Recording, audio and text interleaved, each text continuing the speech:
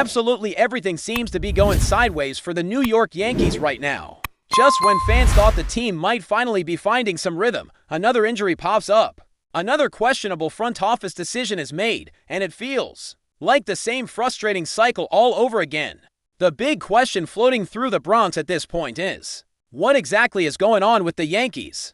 What's being cooked behind the scenes that's causing these head-scratching moves, especially when there seemed to be a perfectly reasonable solution staring the team right in the face? The most recent setback hit the outfield, where Trent Grisham, who's quietly become a fan favorite this season, suffered a hamstring injury that might sideline him. Grisham, who's better known around Yankee Stadium as Mr. Grishmas, because of the energy he brings and the surprising moments of brilliance he's had, has actually been a solid and reliable presence in center field, which is not an easy job in Major League Baseball.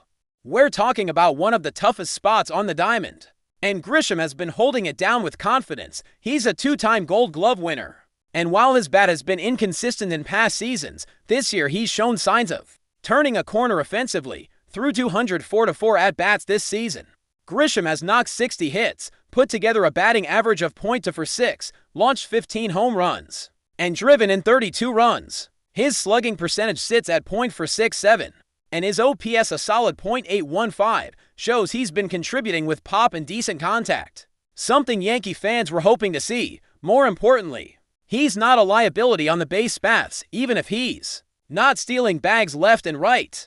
He's the type of player that holds everything together out there in center, and when he's not in the lineup, you feel that defensive gap almost instantly. So when news broke that Grisham tweaked his hamstring, alarms started sounding.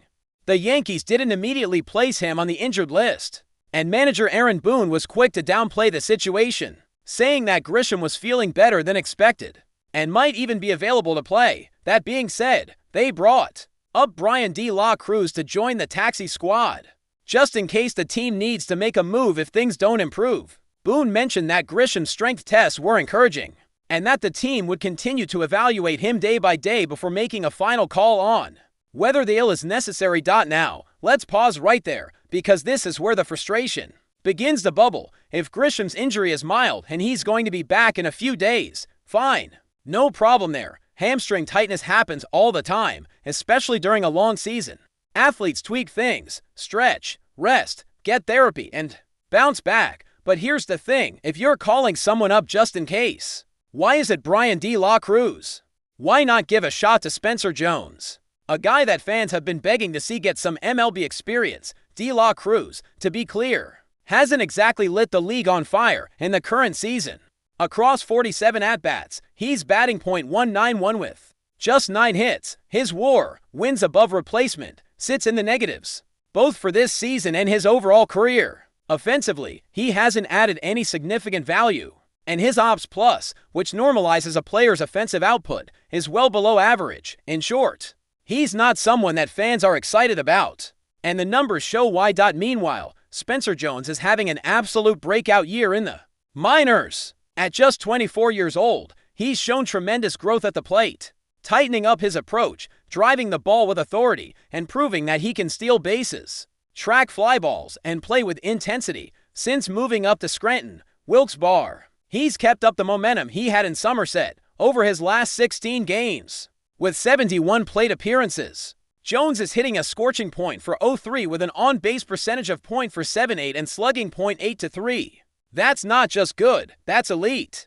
That's call this man up right now type of stuff. So again, it begs the question, what are the Yankees doing here? Are they seriously telling fans that, in the middle of a season where they desperately need impact bats and youthful energy, they'd rather roll the dice with a 31-year-old journeyman than give a taste of the big leagues to one of their most exciting prospects? And it's not like there's no room for Jones, with Grisham out.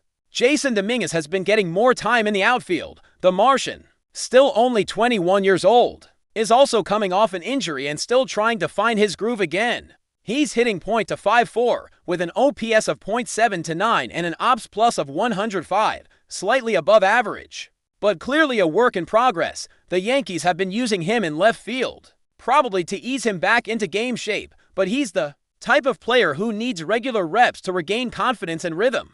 Everyone believes in Dominguez's talent. It's not about replacing him, It's about building depth and preparing for the future. This was the perfect opportunity to give Spencer Jones a little run. Let him feel the major league atmosphere. Let him strike out, if it comes to that. Let him see what this level of pitching looks like. This is part of development. This is part of grooming a star. No one is saying he needs to be the everyday guy. But how does it hurt to give him 2 or 3 games while Grisham heals? Wouldn't that actually be helpful long term? Instead, what fans got was another reminder of the front office's stubbornness.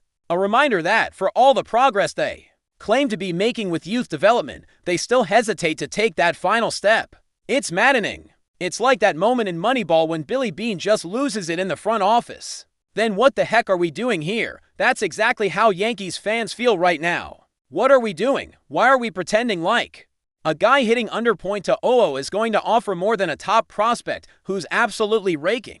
Fans aren't asking for miracles. They're asking for logical, forward-thinking decisions. And for whatever reason, the Yankees keep doing the opposite of that. Even with Cody Bellinger, Jason Dominguez, and Aaron Judge available, you'd think that a bit of roster experimentation wouldn't be off limits. Let Jones get a cup of coffee in the majors. Let the fans see the future. Let the kid taste the pressure and speed of the big leagues. It's a win-win situation, unless, of course, you're so risk-averse that you're afraid of disrupting the plan, but that's the problem, isn't it? The Yankees seem married to a script that no one outside their war room fully understands. And that's where the fans' patience starts to wear thin. You've got a farm system that's been hyped for years. You've got a generation of players who are close, really close, to being ready. And yet, when the moment comes to bridge that gap between the minors and the majors, the team pulls back, retreats, hesitates, and it costs them. No one's saying Brian De La Cruz is a bad person. No one's rooting against him, but let's be honest, he's a placeholder. He's not the future. He's not going to ignite the fan base or swing momentum in a playoff race. Spencer Jones might not either, not right away, but he's got the tools, the buzz, and the upside to be something special. And if he's already tearing it up in AAA, what's the excuse for leaving him there while someone else soaks up major league innings? You think Jones doesn't want that shot? You think he wouldn't trade 1 game in Scranton for 1 night under the lights in the Bronx? You think he wouldn't rather strike out 3 times under pressure than sit in the dugout wondering if his turn will ever come? He's done everything the organization has asked of him. He's performed. He's matured. He's ready. And yet, the call never comes. This situation with Grisham could have opened that door. Even if just a crack, it didn't. And Yankee fans, who are some of the most knowledgeable, passionate, and loyal in all of sports, are starting to ask tough questions. Questions about development. Questions about roster priorities. Questions about whether the people in charge are really thinking about long-term success, or just trying to patch holes with duct tape. As the season rolls on, the Yankees find themselves stuck in a frustrating limbo, caught between a desire to win now and the pressing need to build for the future. The team has spent years investing heavily in high-profile veterans, loading up the roster with big names and huge contracts in hopes of making a deep playoff push. But despite the star power and all the talent on paper, the results have often been underwhelming, and injuries have chipped away at any sustained momentum. Now, with Trent Grisham sidelined, even if just temporarily, the cracks are showing again. The Yankees' choice to call up Brian De La Cruz instead of giving Spencer Jones a longer look highlights a stubbornness that has plagued the franchise for far too long. It's a pattern that leaves fans scratching their heads and wondering when, if ever, the front office will truly commit to integrating the young talent into the major league roster. But before we continue, please remember to join our channel and give this video a like. Your support allows us to keep bringing you the latest news about the New York Yankees. Feel free to share your thoughts on the news in the comments. In the fast-paced world of Major League Baseball, rumors and trade speculations fly as fast as a 100 miles per hour fastball. The latest one to catch the attention of fans and analysts alike is the potential acquisition of YOAN MONCADA by the New York Yankees. While nothing is confirmed yet, whispers around the league suggest that the Yankees could be looking to bring the power-hitting infielder to their ranks in the near future. MONCADA, known for his blend of power, speed, and elite defensive skills, has been an intriguing name on the trade radar for some time. His ability to impact games with both his bat and glove has made him a valuable commodity. And with the Yankees' recent struggles to solidify their infield, the Cuban star could be just what they need to elevate their lineup. The 28-year-old has spent most of his career with the Chicago White Sox, where he's developed into one of the most versatile players in the game. He's capable of playing both second base and third base at an above-average level, and his cannon of an arm would undoubtedly bolster the Yankees' defense. But it's Moncada's bat that has some executives and scouts buzzing. Over the past few seasons, he's shown flashes of true power, hitting for both average and extra bases. If he could find consistency, the Yankees would be looking at a potential middle-of-the-order hitter who could protect the likes of Aaron Judge and Giancarlo Stanton. However, there's also the question of Moncada's injury history. While he's proven to be durable over the last few years, he's missed significant time in past seasons due to various ailments, including a back injury that kept him sidelined for part of 2023. The Yankees, already dealing with their own injury woes, would need to ensure that Moncada's health checks out before making any deal. A possible trade for Moncada would certainly require the Yankees to part with some significant assets. With their deep farm system, they have the pieces to make a trade work, but it could be a matter of how much they're willing to give up. The White Sox would likely demand a high return, potentially looking for major league-ready talent or a top-tier prospect to help accelerate their rebuild. Moncada's contract could also play a role in any potential deal. He's under contract through the 2025 season with a team option for 2026, which gives the Yankees some financial flexibility. Still, they would need to be comfortable taking on the remaining years of his deal, which isn't a huge burden but certainly something to keep in mind.